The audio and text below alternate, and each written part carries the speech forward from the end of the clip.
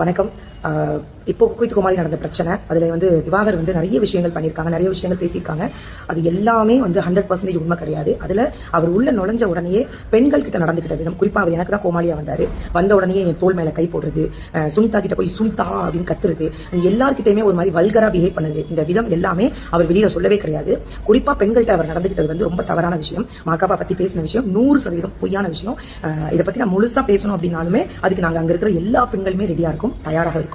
So அதுக்கு அவர் மேலே தக்க நடவடிக்கை. கோமாளியில் நடந்த பிரச்சனைக்கு எல்லாத்துக்கும் எப்படா நிஷா வாயை திறந்து சொல்லுவாங்க அப்படின்னு சொல்லிட்டு எதிர்பார்த்ததுனாலுமே நிஷாவே பார்த்திங்கன்னா வீடியோ ரிலீஸ் பண்ணிட்டாங்க. அதாவது அங்கே ரொம்பவே தப்பாக நடந்துக்கிட்டது யார் அப்படின்னு பார்த்தீங்கன்னா திவாகர் தான். திவாகர் தான் எனக்கு கோமாளியாக வந்தான். அவன் அங்கே பெண்கள்கிட்ட நடந்துக்கிட்டது எல்லாமே ரொம்ப விஷயங்கள் தப்பான ஒரு விஷயங்கள் அப்படின்னு சொல்லிட்டும், மாக்காப்பா மேலே எந்த தப்பும் இல்லை, அது தப்பான ஒரு தகவலும் அப்படின்னு சொல்லியிருக்காங்க. அப்போது திவாகர் தான் தப்பு பண்ணியிருக்காரு அப்படின்ற ஒரு விஷயம் கன்ஃபார்ம் ஆகிடுச்சு. திவாகரை பற்றி என்ன நினைக்கிறீங்க அப்படின்றத மறக்காமல் கமெண்ட் பாக்ஸில் சொல்லுங்கள்.